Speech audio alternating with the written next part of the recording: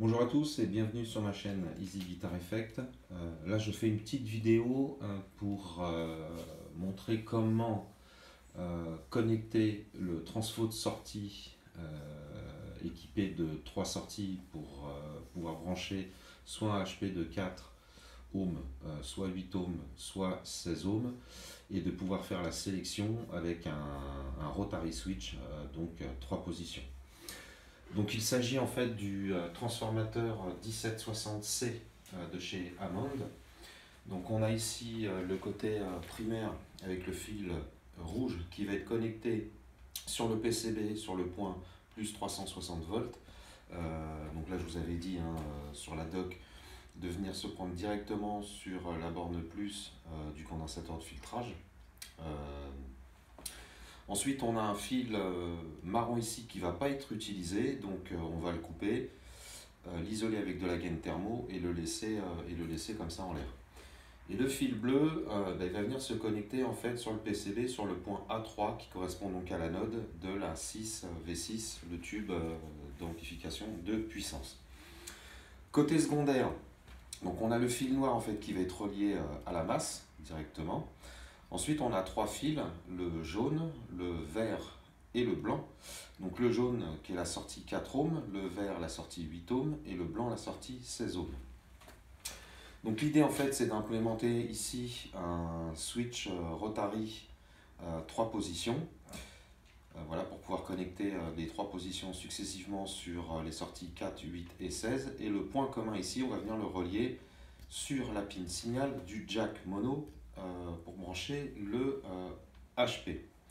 De l'autre côté du jack, on va bien sûr brancher à la masse. Donc on fera une liaison entre le fil noir et la pin masse du jack, et avec une liaison au châssis. Bon, il y aura déjà une liaison mécanique, mais je préfère quand même qu'on double avec une liaison filaire, parce que bon, si ça se dessert, on aura des faux contacts et du coup on risque d'avoir le transfo qui soit chargé par intermittence et on risque de le cramer. Donc petite précaution ici à prendre en particularité. Par contre, voilà, donc il va falloir quand même qu'on branche la contre-réaction.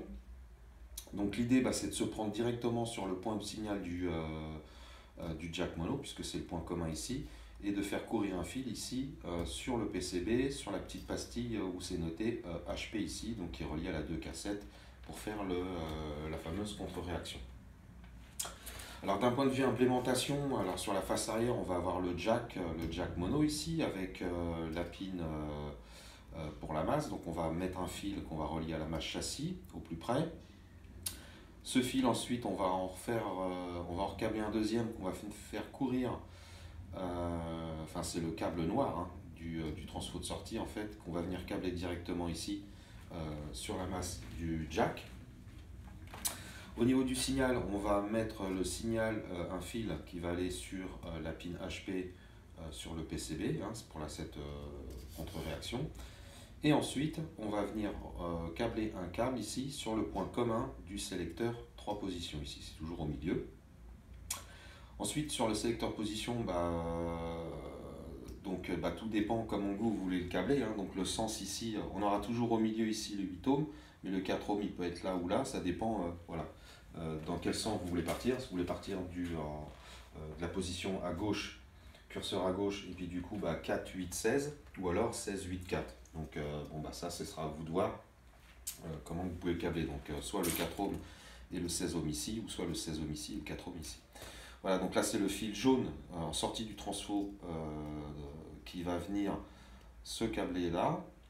Le fil vert correspondant au 8 ohms va venir au milieu et le fil blanc correspondant au 16 ohms va venir ici à l'autre extrémité. Voilà, donc ça va vous permettre de pouvoir effectivement câbler correctement ce transfo et de pouvoir jouir d'un câble équipé d'un HP de 4, 8 ou 16, voire même faire des associations de haut-parleurs.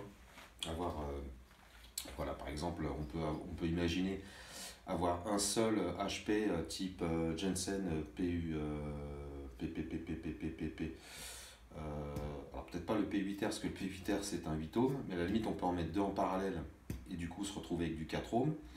Un seul, ou les deux en série et se retrouver avec du 16 ohms. Donc là, on peut imaginer en fait dans son câble avoir deux HP de 8 ohms à l'intérieur, deux Jensen P8R. Et bien sûr, il faudra mettre un switch quand même sur le câble pour passer en mode 4 ohms, 8 ohms ou 16 ohms. Donc ça, je vous ferai éventuellement, si ça vous intéresse, je ferai un petit croquis de ce genre d'implémentation là. Et puis voir comment, vous montrer comment câbler le switch pour pouvoir ici, au niveau du câble, sélectionner du 4, du 8 ou du 16. Voilà. Bien entendu, ça a aussi la particularité quand on a plusieurs câbles,